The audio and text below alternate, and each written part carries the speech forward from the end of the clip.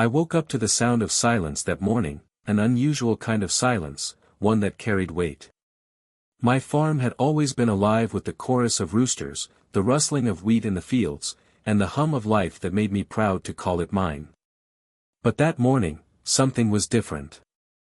I walked outside, barefoot on the creaking porch, and saw a sleek black car parked in front of the barn. My 2 children stood with their arms folded, dressed far too formally for the dust and dirt of the farm. "Dad," my daughter began, avoiding my eyes, "we've made a decision. The farm, it's time to let it go." I felt my chest tighten. Let it go. The farm wasn't just a piece of land, it was where I built a life with my late wife, where my children took their first steps, where my hands bled and my back ached to give them everything they had.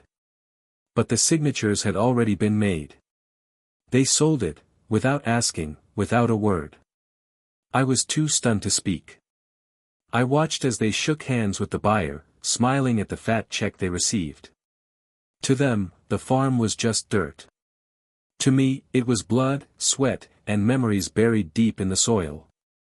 That night, I couldn't sleep. I sat on the porch with a lantern, staring at the backyard. There was something there, something they didn't know. Years ago, after my wife passed, I buried a box beneath the oak tree. It wasn't just a box, it was a piece of our history. Documents, gold coins my grandfather had left behind, and even letters my wife wrote before she died. I never told anyone. I wanted it to be found when the time was right. But now, it was time. I grabbed a shovel, my old hands trembling yet steady with determination, and walked into the backyard under the pale glow of the moon. Each strike of the shovel cut deeper into the earth, echoing in the quiet night. Finally, after what felt like hours, the metal edge hit something solid. My heart pounded as I cleared the dirt and pulled out the wooden chest.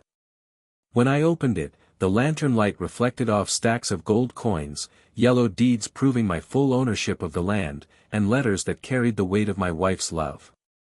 Tears filled my eyes, not from the wealth, but from the memory of everything we had built here.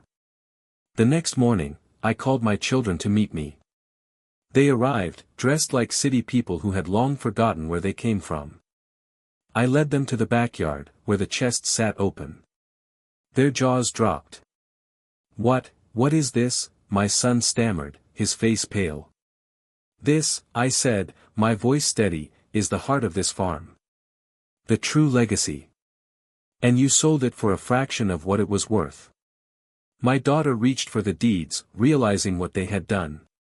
The farm had been in my name all along, protected by documents they never cared to ask about. The buyer had no legal claim without me. Their betrayal had been in vain. For the first time in years, I saw guilt on their faces. "Dad, we didn't know." "No," I cut in. "You didn't care to know. You saw money and convenience, but you forgot the value of roots, of family, of sacrifice." They begged me to forgive them, and though my heart ached, forgiveness wasn't so easily given.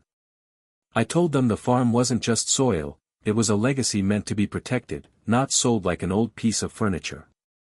In time, I allowed them to visit, to walk the land again, to reconnect with what they had nearly lost. But I made it clear, the farm would never again be theirs to sell. Instead, I wrote my will and left it to my grandchildren, with the hope that they would learn the value of hard work and respect. As for me, I continued to walk those fields, tending to the soil, breathing in the same air I always had. My children's betrayal hurt, but it also gave me a chance to remind them, and myself, that true wealth isn't just money buried in the ground. It's the life, love, and memories rooted deep in the land we call home. And as the sun set behind the oak tree, casting long shadows across the golden fields, I whispered a quiet promise to my wife: our legacy will live on, no matter what.